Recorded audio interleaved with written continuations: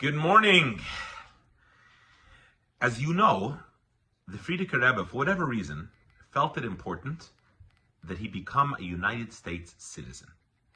So, even though the Frierdiker Rebbe was ill and he was incapacitated, he wasn't able to walk at that point, but he felt it important to become a United States citizen. You've probably all seen the video of the way that they come from the Naturalization Department of the United States government to 770 in order to administer the oath of citizenship.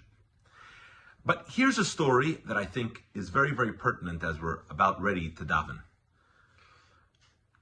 In order for the Frierdiker Rebbe to become a citizen, they needed to have some paperwork that was filled out. So, the elder statesman of Lubavitch at the time, Reb Shmuel Levitin, was summoned on behalf of the Frierdiker Rebbe to travel to Manhattan and to sign the paperwork in order to prepare the citizenship papers. Well, Reb Shmuel Levitin was accompanied by then a young bacher, Reb Yitzchak Groner, Rabbi Groner from Australia, Olav Hashalom.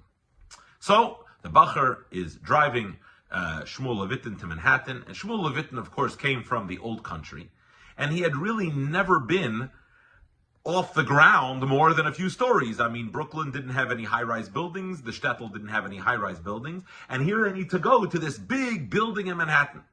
And so, they go whatever floor it was, who knows, the 50th floor of the building, to the office, and he's up there and he looks down, and he turns to Rabbi Yitzchak Groner, and Reb Shmuel Levitin says, I'll say it in Yiddish, he says, you know what?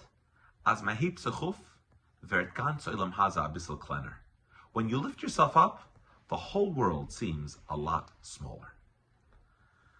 Boys, the conventional sense of davening is to come to the Eibishter and to pour your heart out and to tell him, Eibishter, Rafa'enu, Baruch Aleinu, Shema Keleinu. And that's true, and nothing I'm saying takes away from that.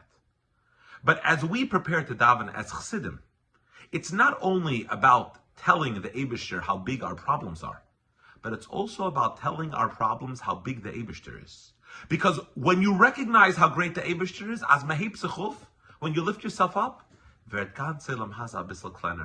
all the issues and all the problems and all the things, you know what?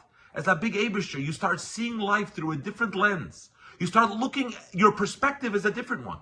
And that's the reason that Chassidim learn Chassidus before davening. What's the function? The function is to get us in this mode that there's Gadlos HaBeira and Shiflos HaAdam, to recognize the greatness of the Eibishter, and you realize how all our things are petty, and how everything that we think of as oi, oi, oi, you know what? As an Eibishter, he's going to take care of us, Gadlos HaBeira. And that's why it's so important that even from a young age, we sit and we learn Chassidus. That might mean to listen to a video of Rabbi Resnick in California talking to you. That's your Chassidus at this age. But to really set yourself, to put yourself in the mood, to get yourself in the mode of davening. So the Eibishter should take a help, that all the things that we're davening for should be mekuyim, and they should be mekuyim because there's a great Eibishter, it's a great Rebbe, mahib sechuf abissel. We lift ourselves up from the blotta, and we're able to concentrate, we're able to spend a few moments with the Eibishter. The davening should be great. A good summer, everybody, and regards from Northern California, from Chabad of the Tri-Valley. God bless you, Besuras Tovas, and Atzlocha Rabba.